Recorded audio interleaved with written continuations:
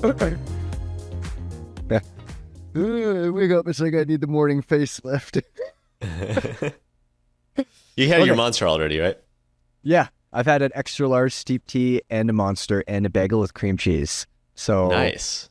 I'm ready to work for an hour before I call it quits. Well, hopefully we're done within the hour. That's the hope here. Yeah, exactly. Okay. Hello, everybody, and welcome back to another Velo podcast. My name is Mike Levy, and I've got these two guys with me, tech editors Josh Ross and Alvin Holbrook, because we've got a whole bunch of tech to talk about today. First off, Josh has been riding the new Cannondale Topstone Lefty with a one-sided fork and 30 millimeters of rear wheel travel, sort of. So we're going to talk about that because Josh generally wasn't a gravel suspension guy, but a little birdie told me that he might have changed his tune. So we're going to dig into that. Also, Alvin has been riding 165 millimeter cranks for the last 5 months. We're going to find out if this has taken him from a self-professed mediocre cyclist, those are his words, not mine, to dominating his local road bike races. So we'll see if he's convinced on that front. And there's also a new outdoor ride tracking app. I don't know if you guys have heard of this outdoor ride tracking app yet, called Zwift. I thought that was an indoor thing, but we're going to get I've to heard that rumblings as well. of it. Yes, exactly. Yeah. So we're going to dig into that. But very first, right off the bat, Alvin, you've been riding a gravel bike that costs under $1,000 from State Bicycle. And we were just talking off camera, and I said to you guys, embarrassingly, I have cranks that cost more than that entire bike, which is like not something that I'm proud of, you know what I mean? But like, yeah, some perspective. Josh reviewed a pair of shoes that costs like almost 2/3 the price. Oh, Lord. Crazy. That's right. I have more coming. We Oh live my in a gosh. weird world. But this $1,000 bike, Alvin, I think you've been pretty happy with this thing. Who is it? What is it from? What does it do? Yeah. So State Bicycle Company, they make a bunch of bikes. They started off with like single speeds, and now they haven't like done the e-bike thing like Aventon has, where they've done the rebrand, but they've got single speeds, and then they have some road bikes, but the core lineup, I would say at this point, is single speeds and gravel bikes, which they call their all-road lineup. So they have a whole bunch of them, which I think is really cool. So they have this 4130, which is an all-steel frame that I had for review. They have an alloy one. They have a carbon one that I reviewed the previous generation of, and they recently released a new one. And then they have a titanium version. And all of those are pretty, like, I would say attainable, I guess. The pricing is much more palatable than a lot of the stuff that we bring in for review. So for sub $1,000, you're getting a complete bike that I think is a lot more usable than they used to. That includes wheels and everything. Yeah, that's crazy. Who'd have thought? Yeah, and bar tape. Yeah. What? Yeah. Jeez. So, what is the bike for? Did you like it? Is it worth $1,000? So there's a couple of things that are coming. So to answer is it worth $1,000? I think definitely. I think the biggest thing here is that for this price point, you're not really ever going to find a bike that is worth upgrading necessarily to hang a lot nicer parts on down the line as you like decide you want to like replace something. Like I think that this frame, especially the frame as it stands, is worth upgrading, which I think is a massive win at $1,000 complete. How are they doing a complete bike for $1,000, Alvin? How is that possible? Oh man, yeah. So we were talking about this briefly. I think the biggest thing, and I've written this in the review, which we'll link down below, but the biggest thing is that they've branded everything State Bicycle Company. So a lot of brands will do this. So they'll have maybe like branded wheels that aren't necessarily name brand, but they're in-house. So State's done that. They've done that with the bars and the seat posts and the saddle as well, which you kind of expect, especially at lower price points. But they've also done like State branded drivetrain, which I thought was pretty interesting. So State cranks and State branded cranks and a derailleur and shifters. What does and the derailleur brakes. look like? Does it look like a derailleur, like a normal derailleur, Yeah. or what? So all this stuff comes from a Chinese company called Sensa for the most part. Okay. And if you do like a little bit of searching, you'll be able to match up. Oh, this is the same long cage derailleur that they're using that has like the upgraded chain retention. This is the same like mechanical shift lever that they're using, and so on and so forth. But they're branding it State Bicycle Company, and I think that makes the bike a lot more cohesive. And so you're able to bring stuff in that's available at a lower price point, but it looks more expensive than it is. Okay. So Interesting. that helps. And then as far as the upgrading components, like the list of features that this thing has is pretty impressive. So you're getting a steel frame, which isn't a given. Like, and it's not necessarily like straight gauge steel. They're saying it's 4130, which is like a slight step above like gas pipe, and then you're getting, it's got SRAM UDH, it's got a claimed 55 mil tire clearance, it's got mounts everywhere. The bike came to me basically built like it would come to anyone, but you can also buy it at your local shop. But I also took it apart because everything is mechanical and it's easy to take apart. And everything, unlike some of the state bikes that I've experienced in the past, everything fit together smoothly. And yeah. I want to know, you guys, both of you guys ride expensive bikes, like high-tech, new things. Alvin, is this a bike that you would buy and ride and be happy with for, multiple seasons? Is it going to last? Where do you see issues coming up? Like Royal me or myself personally? Yourself personally. I have some geometry questions about the bike overall. Like Okay. I want the wheelbase for what it is to be a little bit longer personally. And I go into this in the review. The rear center is like 450 mil, the chainstay length, which is pretty long, which I think is good, adds stability and that type of thing. The rear end doesn't get Wait, I just super want unsettled. to clarify. 450. Yeah.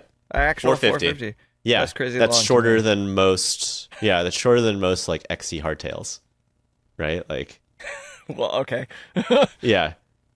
But the front set, like the overall wheelbases aren't super duper long. They're in like the 1010 like range for my size small bike that I reviewed. So the front end of the bike isn't quite as long as I would like. But Yeah. at Sort this of price shifted point, forward. You're shifted forward. a little bit, yeah. But Yeah. at this price point, like it kind of checks everything else, and I really do think like the best part of the bike is the frame. So, if I was limited to this budget, I would look really hard at getting the frame set at $500. Wow. But even then, Oh, that's great. $1,000 for the complete bike, and then there's a ton of upgrades you can do as well, which is pretty unique to this price point. But I would almost certainly spend more money to get the $300 carbon fork that makes sure that you have matching 55 mil 700C by 55 mil tire clearance front and rear, so you can fit Conti Race King that everyone wants, The big or a meat. Dub Natal or something, or yeah, exactly. Yeah, okay. So you would say that if this was your bike and you bought it, like it's nice enough to upgrade and keep for a while and ride a whole shit ton. Yeah, and I think the only issue that I have with it is the brakes, which How are so? What was the mechanical issue? brakes. Yeah, I mean, so we've had our experiences with mechanical like disc brakes in the past, right? And some of them are pretty cheap feeling, and some of them are really good, right? Like Some of them are really good. Really? Yeah, I don't know which Yeah. ones are really good. Yeah, which ones are you talking about? Grotac Paul has a really good one. Like, Okay. have you tried the clampers? They're pretty good. Nope. Like, they're dual-sided pistons. Anyways, this one, State, to their credit, a few years ago, they used to offer basically the cheapest mechanical disc brake they possibly could, and that was unsafe. Like, I could not recommend the bikes because they were unsafe.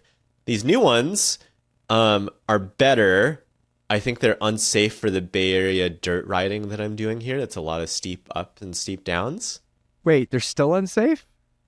Yeah, like I had a lot of trouble with this because you go through the proper bedding process where you're just like speeding up, slowing down, trying to get heat into them, transferring material onto the rotors and that type of thing. And I just like could not get the braking quite good enough. So on the road, I think they're fine. Like especially for myself, relatively lightweight, about 60 kilos, 130 pounds type of thing. Like, it's just like the steep downs that I have here paired with the 38 mil Vittoria Terreno Zero slicks that I have here. There's just no grip. Yeah. Okay. There's just no grip for any of the stuff that I wanted to do on the bike. However, shifted forward. Shifted forward. You're shifted forward, right? We just talked about that. Yeah, but you move back. You Superman a little bit. You move your center of gravity a little bit. So I went through a lot of work on this. I took it to some bike mechanic friends around here to figure out, like, did I do this wrong? Like, what am I doing wrong? And they agreed, like, this is like, that's how they're supposed to be set up. We sanded down the pads and tried to rebed them in. Same thing. Wasn't great. We did, thankfully, these state branded brakes are compatible with Shimano brake pads, like the That was my next question. JO3As or something like that. And so that's what I did. I swapped out the pads, rebedded them in, way better. Not amazing, but something that I would be fine loading the bike up and going for a multi-day trip or something like that, and I would be confident enough in the brakes. Okay, yeah. Interesting. And that's a cheap upgrade. Yeah, exactly. Brake pads. That was my next question was, how are you going to solve that problem? And hopefully it doesn't include having to buy new brakes, but you get some pads and you're good to go. Yeah. So I was pretty conflicted about this. Like, can I recommend this bike if out of the box I'm not confident in the brakes? And on the road, I feel fine with them, but you really should swap out the pads. But for $1,000, like, that's pretty darn good, I think. Yeah. Yeah, for sure. You know, what I find interesting with this is I think back to when I was testing mountain bikes all the time, and the majority of the time we were riding like really expensive bikes. Yeah. And a lot of times, Josh, you know this, we were just talking about this off camera. A lot of times these really expensive bikes from big brands, like, they're just good, period. Like, so good that it could be almost boring. You know what I mean? Mm-hmm. For a tech ed, that sounds super spoiled, I know. But like, guys, these bikes are just killing it. Like, they're not doing much wrong. But when you get something like this in, it could be a really interesting experience to ride something like that. You're dealing with things that you're definitely not going to deal with on your new Cannondale, Josh, or your new whatever, Alvin, you know? Yeah. So it makes it, from a testing point of view, it makes it quite interesting. Well, I think Alvin's a standard guy. I got the Colnago. He's got the standard. Yeah. Well, I didn't even get it because of tariffs. Like, they can't bring any into the U.S. right now. So Shoddy, or everyone's favorite colleague, Shoddy Dave Everett, should be getting a frame set. Which, all right, that thing looks sweet. So I do want to ask y'all, is my braking thing a deal breaker? Would that prevent you from recommending a bike like this? I think for me personally, I've got lots of experience working on bikes.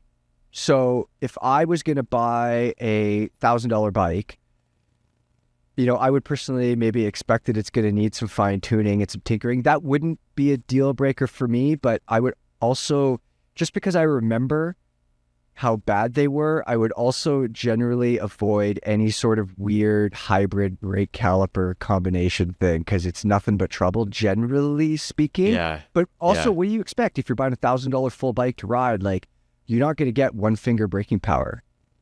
Yeah. So, I don't know. I kind of hate to hear that it's just the pads, because somebody knows this and sends it out with the cheaper pads to save some small amount of money. Just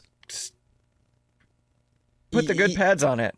So here's the thing, is like, you go on their website and you look at the reviews, and they have like just like the customer purchase reviews, and you're definitely going to get some like confirmation bias. Like, if you're spending your money on this thing, there's a high chance that you're going to like it. You're either going to really like it or you're going to really dislike it. And there are like a couple of mentions of like the brakes not being good enough, but much more often than not, you're seeing people that are like, yeah, the brakes are good, they're fine. Yeah, but they don't know. That's why someone at State should be like, hey, if it costs us an extra $1, we need to put the better pads on. I'm not saying they need to put like red level hydraulic brakes, but like if it's just pads that makes it usable, they should freaking swap that out. Yeah. It's I don't know. I think the fortunate thing is that you can buy these online. They're sold out at the moment, which I think says some good things about the bike. But you can also like find a local bike shop that can either like set up an account with them or already deals with them. And so theoretically, you can get $1,000 bike through a bike shop. And ideally, that bike shop sets it up right. Or they know like, hey, you need to spend another few dollars to get these Shimano brake pads.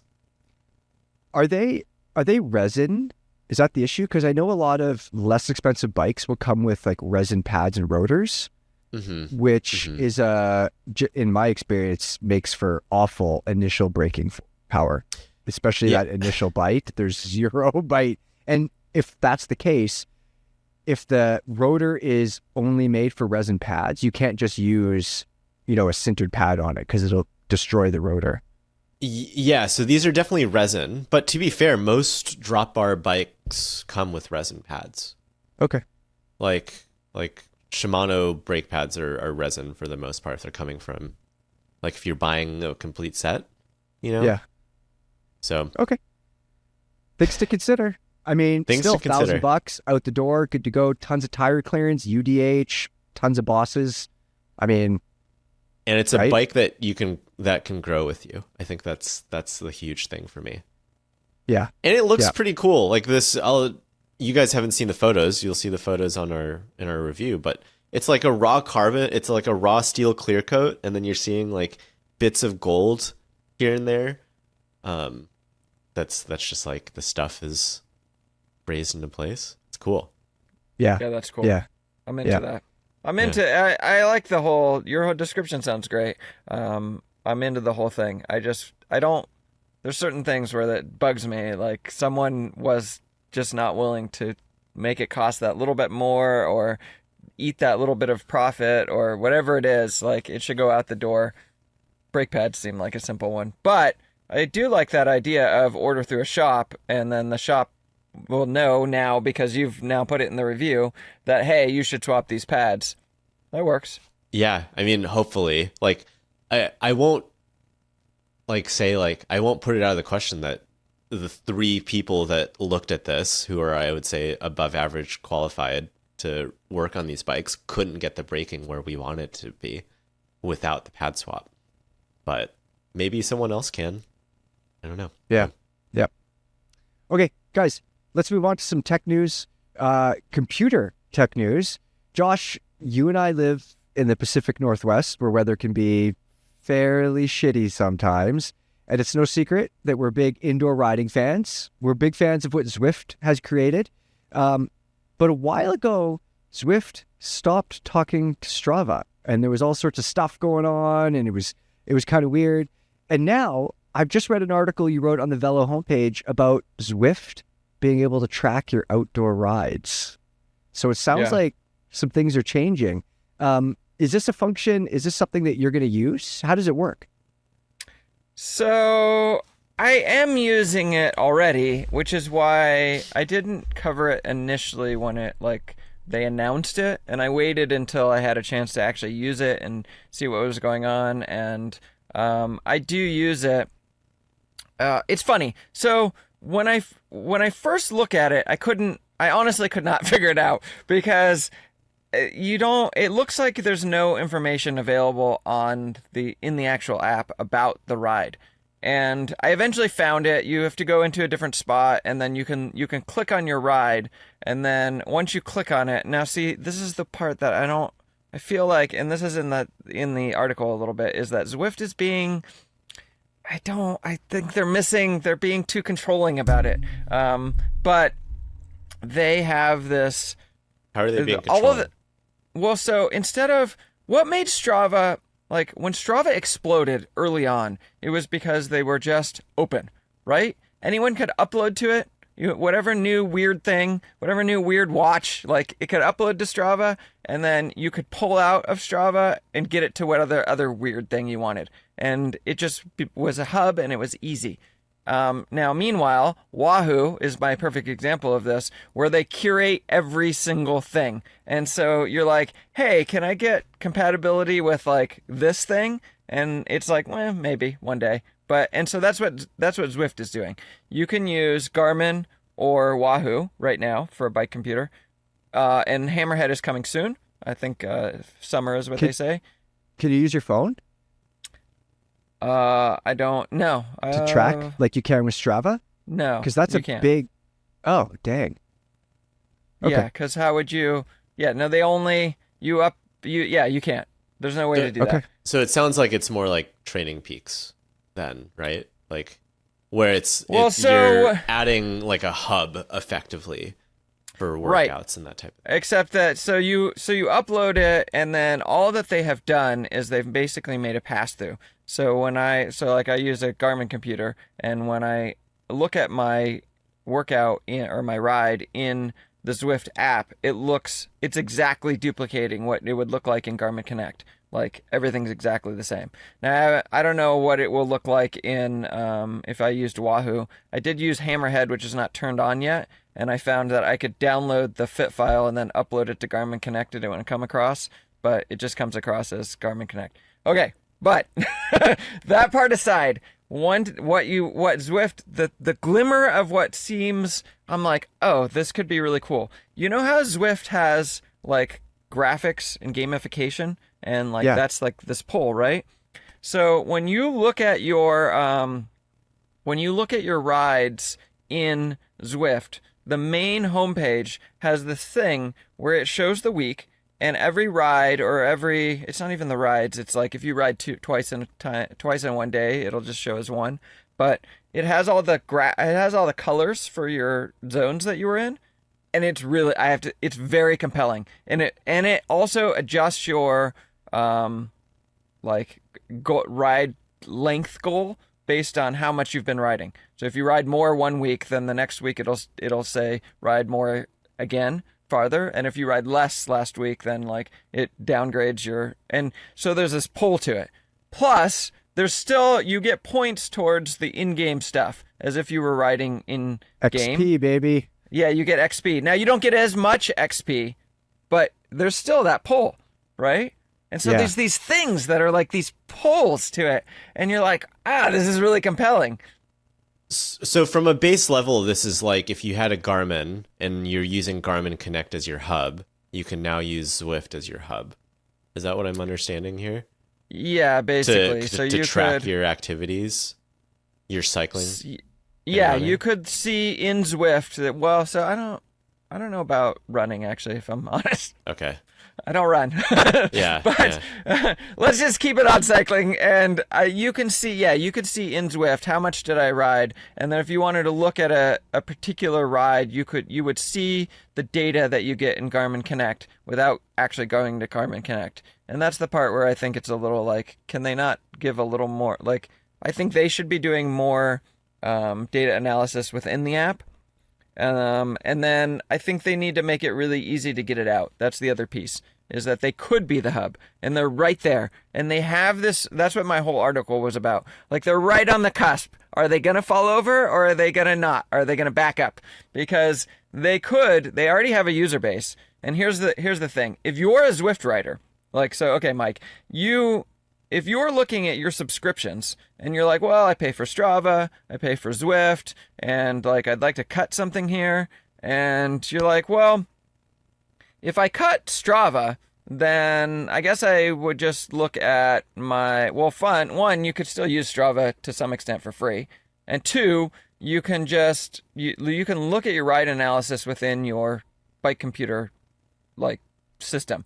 Hammerhead, Wahoo, Garmin, they all have a thing. Koros, they all have a thing. You just look at it in there. But if you were to cut your Zwift subscription, then you're like stuck. You can't really. You're not going to cut that. Now, I am, of course, ignoring there are some alternatives to Zwift, but like, as a generally speaking, if you're a Zwift user and it's wintertime, you're not cutting that subscription. You're not going outside and being like, I'm doing that. So that's sort of a given. You're already paying for that. So Zwift is now saying, hey, for your money, you also get this ride tracking. And it's not quite there yet, but I think it could be, and I think Strava should worry.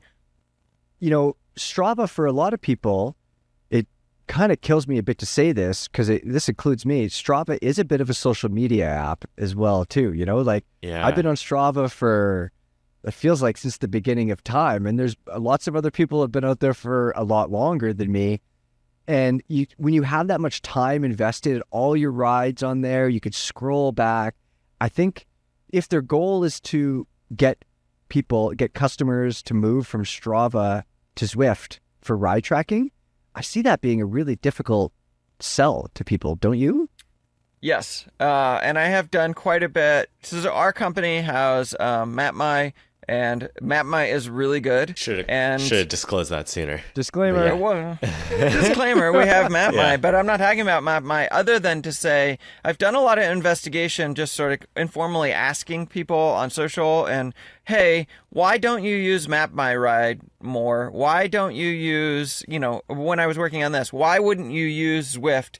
And the number one answer is because Strava is my social network. And well, that is true. And there's two answers to that. One, Zwift also has a social network, and you can like people's rides and things, but they're not like, I'm not going to put a lot of investment in that.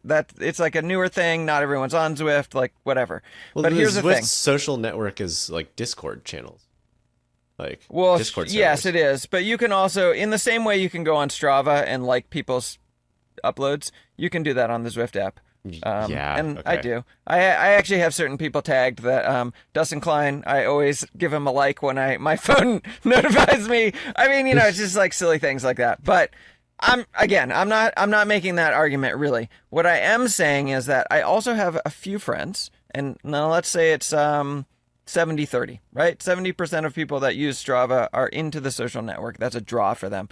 But there's this portion of people that are like, actually, I hate the social network. I despise this piece of it. And if I could get away from it, then I would. And I have a friend like that who he's like, if I could, I hate this. I hate this, like, pull. It's like everything negative about social networks for me. And he would love to get away from it. And so, yeah, is Zwift going to take every person from Strava? No. But they might be significant if they play their cards right. I think with Strava, you have like so many interesting features, like the route building and also the flyover, like how you can watch your rides after, I forget what it's called, and the 3D map thing and all that stuff. Like, I don't know about you guys, but I spend like a lot of times if, a rainy day, I'm planning a ride, like I could sit in front of my computer for multiple hours mapping some silly ride, like looking where I'm going to go. And because I'm doing that on Strava, like I'm gonna stay. That's where kind of where the mapping on Strava. I hate it. It can be tricky. Ride with GPS instead. I do. I mean, yeah, no. I like ride with GPS a lot. It doesn't work for you, It's Levy? much better. I've never used it. But my point is, Zwift, if it doesn't have those features, it's not gonna bring those people over. I feel like maybe I'm wrong. I don't know. Yeah, I mean, I would say like. By the sound of it, based on reading and listening to this, like it's for people who might otherwise use like Training Peaks as a hub, perhaps. Yeah. Where they already have their workouts on Zwift. Yeah. Where like Training Peaks, they already have like, I forgot, is it Training Peaks Virtual that they have? So they have their indoor cycling app that you can use, the virtual cycling app. And then you have the hub where you can get your like workout builder and your workout plans and that type of thing. And I think Zwift is going more towards that, I would say. Yeah, they're not going to take necessarily Zwift. The only reason that I talk about Zwift, I think you're right. The only reason I talk about Zwift is because it becomes this value add where you already have to pay for Strava. It becomes this value add where you already have to pay for Zwift, and then you start to think, well, do I have to pay for Strava? Because like, what am I really getting out of this? Mm-hmm. Yeah, yeah. Okay, interesting. So I it's get not a replacement right now, but it's definitely it could be a useful thing for sure. yeah. I I mean, get a I part of get why I memes wrote out of Strava. I've got one guy that goes on like a 5 mile ride twice a week and just posts memes. that's And fantastic. I have like this no memes rule on my Instagram. I only want photography. Not on Zwift. Give me or not on Yeah. Strava. Give me the memes. So it's Zwift up next, Yeah. baby. Okay. Well, let's go from computers to cranks. Alvin, you've been riding some short cranks. I A have. lot of people been talking about short cranks, and it sounds like short cranks are going to do everything from add 50 watts to your FTP, curing world hunger, like petting all the dogs. Are short cranks the answer? Is that the big takeaway from your time on them? Yeah, they paid off my student loan debt. Oh, yes. That was crazy. That was crazy. I was not expecting that. Who knew? Yeah, just 5 mil. Like, That's all you it know, took. next up would be my wife's like medical school Yeah. debt. So- Like, Alvin, I just want to say right off the bat here, before I ask you this next question, everybody listening probably already knows this, but I know little to nothing about physics and math. Okay? okay. Surprise, surprise. But when I see shorter cranks, I think less leverage, right? Isn't that like, am I stupid for saying that? And less leverage might mean less power, but that's not what happens, is it, with shorter cranks? Not necessarily. So they're in the story, which again we're linking down below. Has there are a couple studies from I mean I just call him Martin Spirduso or something like that, but they were trying to figure out leverage as well, and they did find that like leverage, which can help with like peak power output, like the first couple seconds, like there is some difference going longer. Like you could get slight peak power improvements. It was something like 4% difference between like the highest power output and the shortest power, like the lowest power output, which is like not statistically insignificant, but it's slightly better, or it's like not much more. So is there more leverage, more torque? Maybe, like more leverage, like, but not enough that your body can't get adjusted to it. Yeah. Okay, so you didn't what find are your the power went advantages? down. Yeah. Okay, Levy first. What, you didn't find your power went down, and Josh, No. if the power doesn't go down, Josh just asked, what are the advantages? Why would Yeah. you use them? So I should clarify by saying I'm a short king. If that wasn't already obvious. 1 m 68, 5'6", and I've been riding on road bikes 170 mil cranks for most of my life. And the YouTube comments, unfortunately, I read all of them basically, and same with Instagram. Dangerous. And I get dangerous some for your some of mental these. health. I know it's not good, but I crave interaction. Yeah. I want feedback. I want people to tell me like what they think. Anyways, like I've gotten more than a few comments about like people being like, dude, what is up with your knees touching your chest while you ride? And that's that a little bit has to do with my position, or a lot has to do with my positioning, but it also has to do with like the radius of your crank arm, right? So like the top of the crank arm at that 12 o'clock, like your knee's going to be coming higher up to where I higher. am. Yeah. Yep. And I have found, like, I've gone to multiple bike fits and we've stuck with 170 mil cranks over the years. Like there's like this, a little bit of this like hip sway, like a tiny bit of this hip sway that Okay. I've always kind of just had. Like I've never had it on my fixed gear bikes, which ran 165 cranks, but I had them on my road bikes. Josh, we've ridden together. Maybe you've noticed, like, I've got a little bit of a sway to it. 165 cranks didn't get rid of it, but it like definitely kind of lowered it. And it's much more minimal than it has been. And that, not to say that that sway hasn't prevented me from riding hundreds of miles at a time, which it hasn't prevented me from doing it, but my riding looks cleaner. So I would say that's a big thing. Yeah, Josh. All right, so I'm going to be the old man here and be like, again, like, what are you trying to solve? I know you're an incredibly capable rider. You ride super long distances. You're very fast. Like, you don't complain Yeah. of pain. What is the issue? What are you doing? So I mean, I think there are a couple things here. So it's the in those studies, they claim that the ideal crank arm length is either 41% of your overall leg length or 20.5% of your tibia length. And so like you go into this, you do the study, and I measure my legs. I'm like, oh, I'm supposed to be, according to this calculation, I'm supposed to be in 152 mil cranks or something What? like that. Yeah. Interesting. Yeah, and if you do the like, a lot of people like there's no like easy information to find like what Tadej Pogacar's like leg length is, but if you were to estimate it, it comes pretty close to that 165 mil crank length that he's been riding for the last 2 seasons or thereabouts. And you know what? He's crushing it out there. Could I crush it with shorter lengths, shorter cranks? That's kind of what I wanted to know. So, are you more comfortable? I am more comfortable. I am more comfortable, but to be fair, like if I go, because most of my test bikes have 170 mil cranks, I just get used to it pretty quickly. Like it takes like a minute or two. I'm like, oh, this feels kind of weird, but then I keep moving. What has changed with the riding? I want to figure out like advantages and disadvantages here that you've noticed. Are you more comfortable? Like, has your cadence changed at all? Are you more comfortable in the seat? So my cadence has changed a little bit. My comfort, I would say, hasn't changed that much. Like the biggest thing is the lack of sway. Like I'm more planted on the saddle now. Less back and forth. Yep. Yeah. There are like people will talk about like potential marginal gain advantages, like aero advantages, pedal clearance if you're pedaling through a corner in a race, that type of thing. And I would say practically that is the only advantage I found so far is the pedaling clearance. Okay.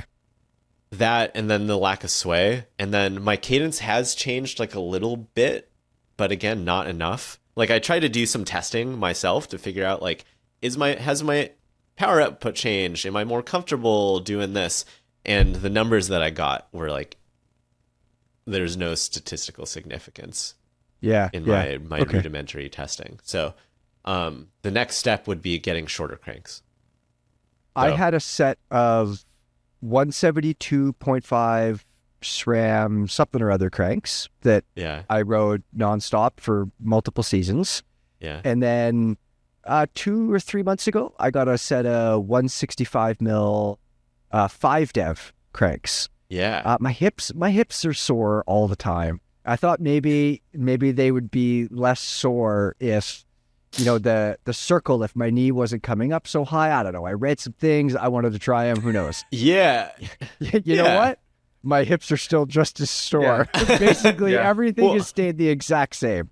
Here's the next question. Did you adjust your saddle placement? Yeah. Okay. How'd you adjust it? I went down.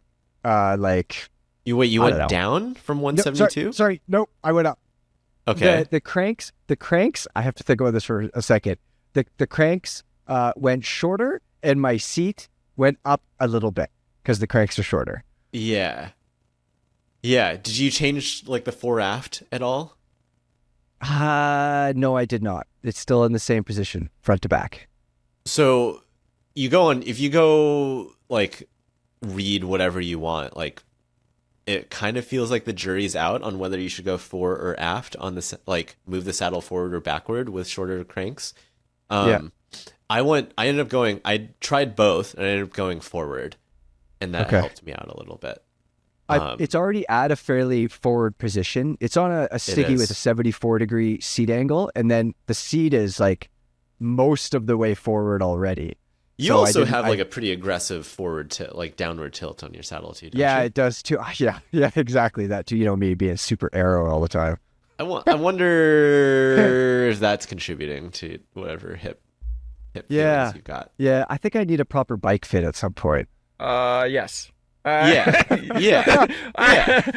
You also told me that your hands are going numb, which means too much weight forward. Yeah.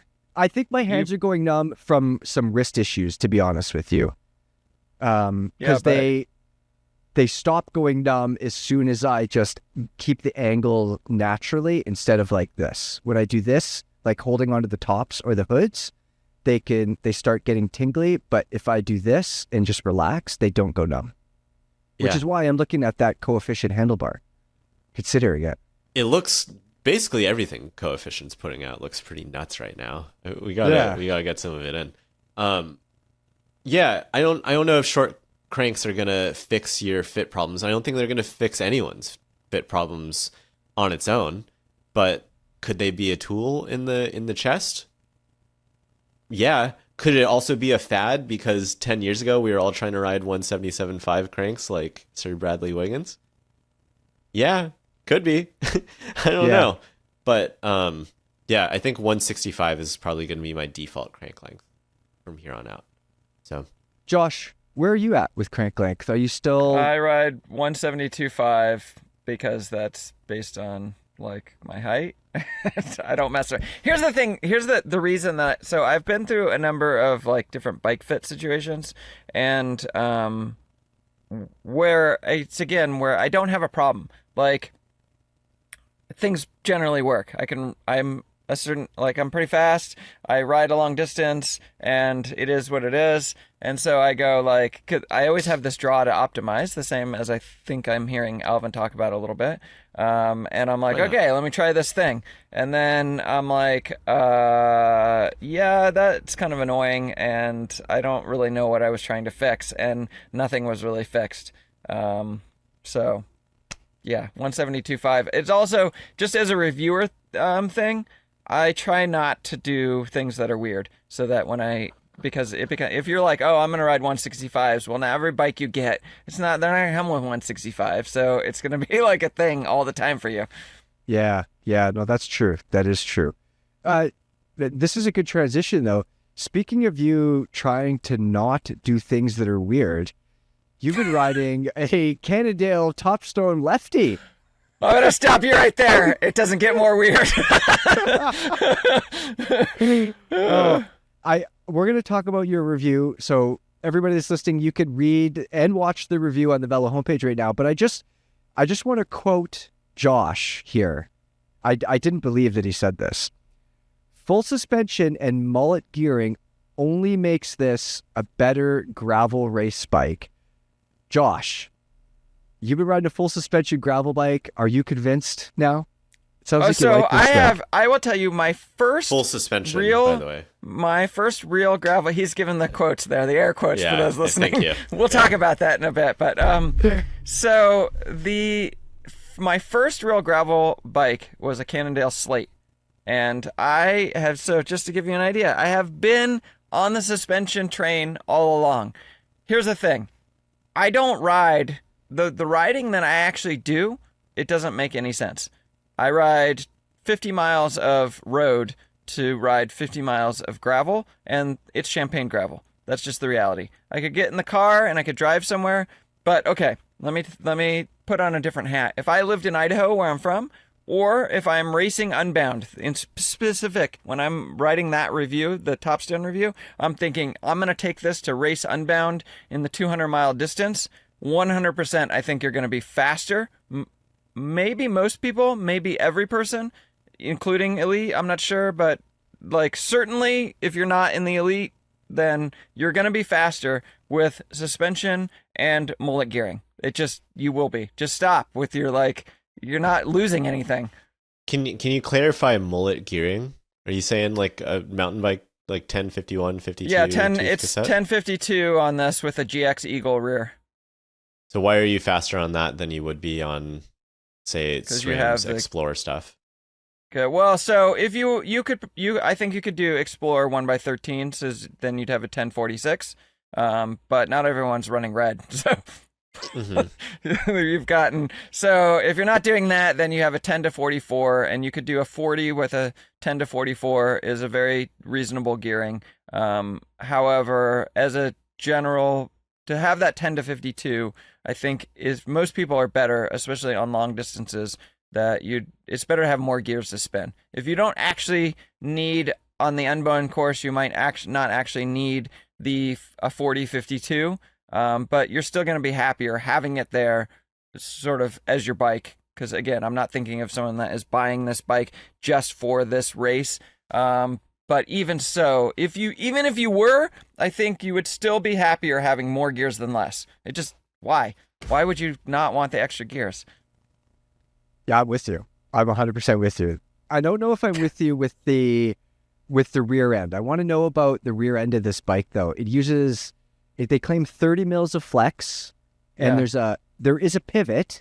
Josh, are there bearings in this thing, or is it a bushing? It's probably meant to be like super light, I would imagine. So no bearings, right? Just a bushing? So Cannondale calls it I guess plain bearings. I don't the specific details of that, I don't know that are all that important. What is important is that it's not just relying on the flex of the carbon. That's the thing. They're allowing the carbon to flex, and then they're putting a hinge point so that it will like really move. And they're saying 30 mils of travel, which we can argue about, like, does it actually move 30 millimeters? And I don't really have a way to test that. So I'm going to choose to just say that Cannondale tested it. They said 30 mils. And are we calling 30 mils not suspension? Because that seems like suspension to me. Yeah. No, it's definitely suspension. Do you feel it when you're riding this bike? Are you noticeably more comfortable because of that? It works a lot like after I just said it is a suspension, it does work a lot like a flexible seat post. I will say that. You don't really like, it's not super noticeable. Yeah, it's like I rode the Magic Carpet Ride, the MCR from Niner, and I thought that was a really cool bike. And that you obviously feel much more than this, but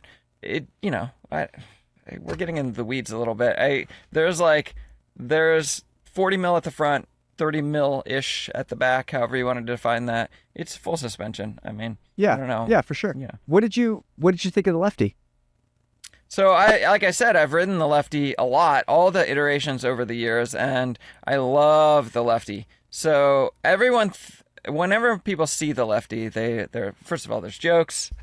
Second of all, they want to know if it somehow rides different because it's only single-sided. It does not. I don't think. I always used to tell people that the bike leans to one side, but thankfully the drivetrain is on the other side, so it balances everything out.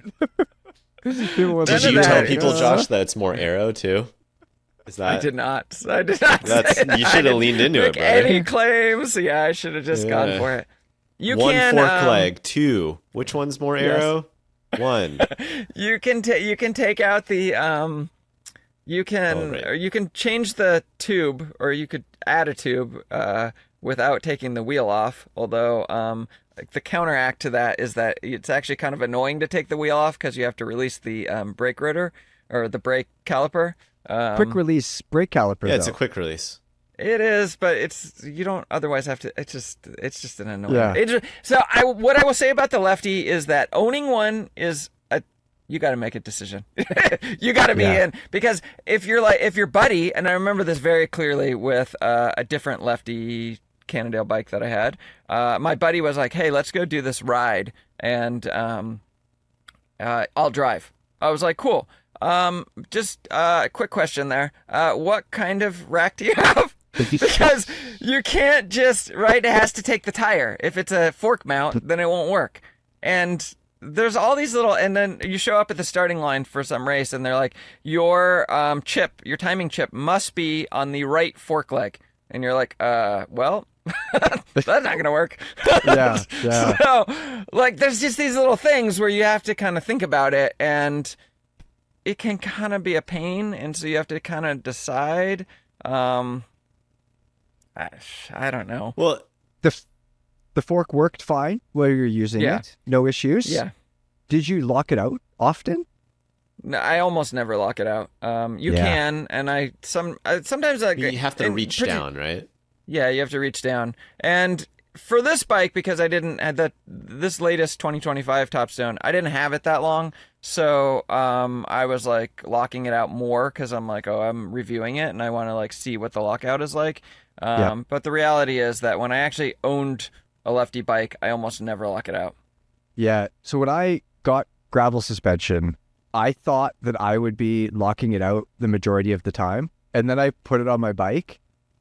And I think I locked it out like once or twice on the first few rides and have literally never touched the lockout since.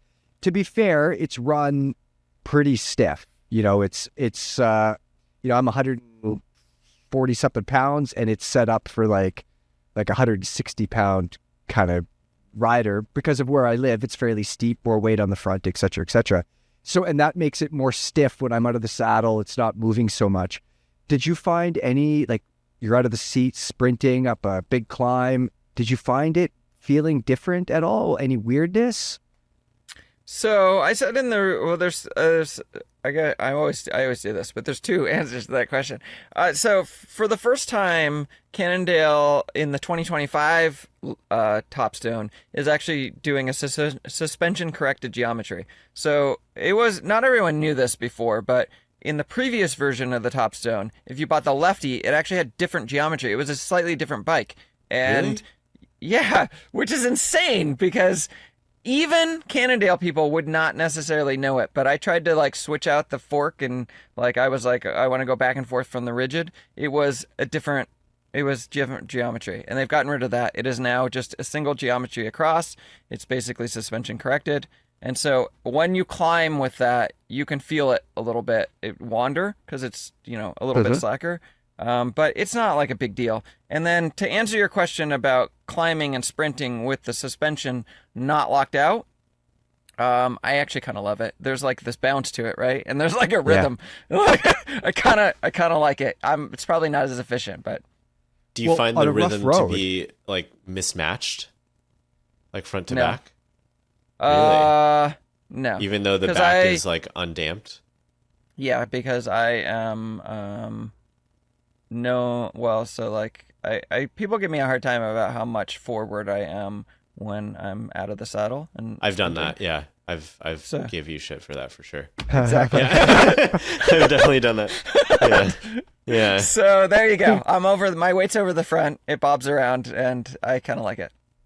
Interesting. I will say this Topstone is a interesting combination of like kind of like out of the box weirdness, newness, but at the same time the geometry itself is pretty like down the middle of the line. Like it's not doing anything crazy with the geometry. It's fairly, the head angle's in the 70s. It's got a normal wheelbase, a shortish rear end. It's pretty normal that way, isn't it? Are you happy with the Yes. geo and the handling?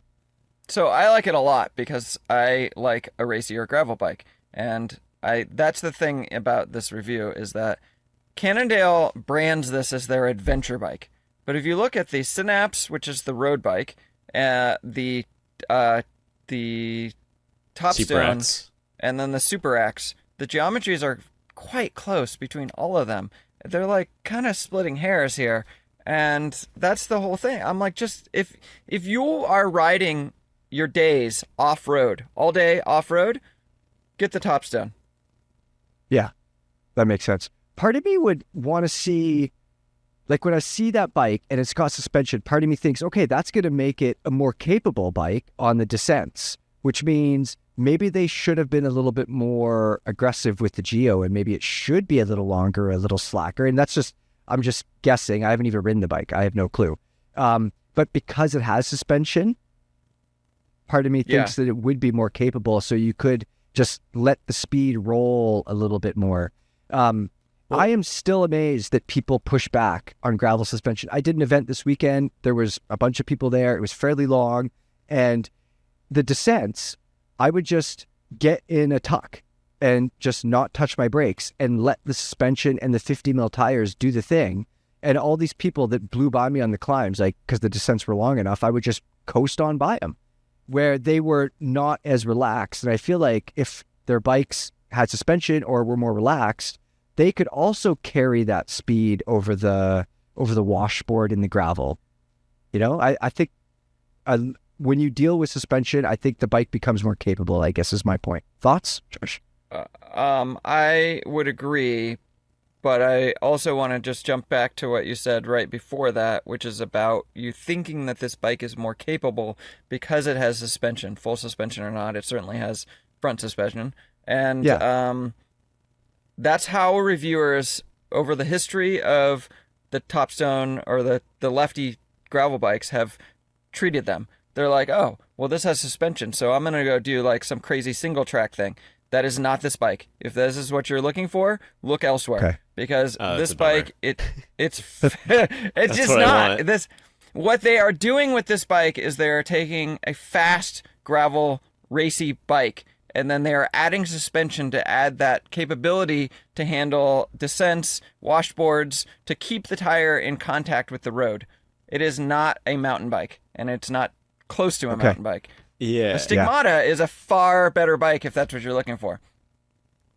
The geometry Okay. on this Topstone, like I'm looking at the chart right now, is pretty interesting. It's sportier than I thought. Like 420 mil chainstays, 67 mil like trail across the sizes. Like shout out Cannondale for making that consistent, by the way. Like yeah, I don't know. This is geometry wise, this is kind of the bike that I've wanted for a long time, where I wanted a bike that felt kind of sporty but still had mounts, so I could load it up for an overnighter or something. But yeah, I do think at least like my riding that I'm doing right now, I would wish that it was a little bit longer. Yeah, Yeah. this is not like this is the thing that I really want to like get through in the review, and I'm like I have the experience that not many other people out there do with this bike, which is that it's really like a Synapse. It's quite close to the road bike, and then they just threw suspension at it to make it more capable to keep the tire better in contact with the road. But it's not a mountain bike at all, and it doesn't try to be. And if you look back to the 2016 reviews of the Slate, that was sort of the same thing that was going on then, even more so, I think. And people, like, minds were just blown back then. They're like, we don't know what this is. We don't know what to do with this. And, like, it's still kind of happening where Classic Cannondale. Right. You take this, it's almost a road bike, and then you put it off road, and then you just use suspension to keep traction. Yeah. What a neat looking thing. What didn't you like about the Topstone? What would you change? I mean, the reality is that I probably wouldn't buy the Topstone myself because of those issues with the fork, as much as I think they're right for someone. And Alvin even just mentioned something that I completely forgot about because I don't do a lot of bike packing, but if you're bike packing, you don't have two fork legs to mount things on. If you decide to put fenders on, you now have to deal with there's not like a bridge in the same. There's just a lot of things with the Lefty that you have to really you have to need it. Well, there might be a reason why the Lefty is basically extinct in North America, right? Like, I just want to say that it would be it would be much easier for Cannondale just to put a Fox fork on the front of this thing, or a RockShox fork, or a Cane Creek fork, just a fork on the front of this bike. And I love the fact that they are doing this Lefty still, because it is so polarizing. Like, there's going to be people who look at that bike and would buy the bike if it didn't have the Lefty, right? Yeah. To be honest, 100%. well, I don't know what your experience, like, I haven't ridden like the latest like 32 taper cast or anything like that, but in my experience with the Lefty, this is like off the top, like is the most supple out of all of those bikes, like out of all the forks. Like, it really does, I think it does, in my experience, the best job of the like washboardy stuff and the small it's those needle bits. bearings. Yeah, It's not exactly. sliding. It's not a tube sliding on bushings with tons of friction. It's a square. It's a triangle now, isn't it? It's a triangle. triangle shaped aluminum tube that rolls in and out. There's a lot to like about the Lefty, and it's got drawbacks, of course, obvious drawbacks. But in my experience, I really love the thing. I personally wouldn't buy one, I don't think. 100-hour major service on it. Yeah, whatever. Yeah, you're gonna blow through it, but then that gets really expensive because you can't just send the Lefty anywhere. You have to send it to an authorized Cannondale like service shop or Cannondale itself. Exactly. Yeah, exactly. It's not quite as simple like a Fox fork. It's just easy to drop the lowers, or like most countries, every country probably has some sort of service center where you could send it. But there are things to keep in mind with the Lefty. for sure. The other thing that I did, I had to look back at my review just to make sure what I had said, but I'm remembering. So, the in-frame storage, what did they do? I don't understand. They block off you can't put anything down towards the bottom bracket. Like, is it watertight? Is it to keep? No, it's not watertight there. It's just there's a plate. And so Are they doing it for smart sense? Well, so Maybe? I wondered if that was the same thing that the Synapse has, because I haven't touched the Synapse, but you have. Does it have that block-off plate? Well, it has a battery there. Yeah, okay, so this has a block-off plate.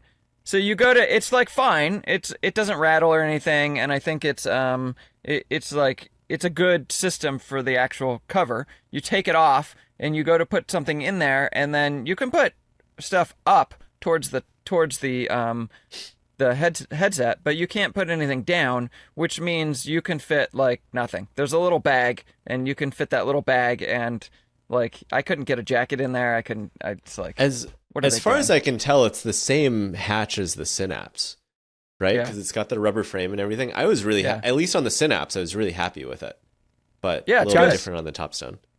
I wonder if if that plate is there because either they intended to integrate SmartSense and didn't get to do it, or it's going to be in the future. That's my guess.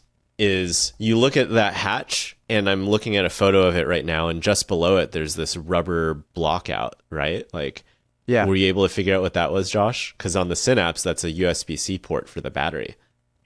Oh, there you go. Yeah. So I would guess. My guess is SmartSense is coming to the bike. Yeah.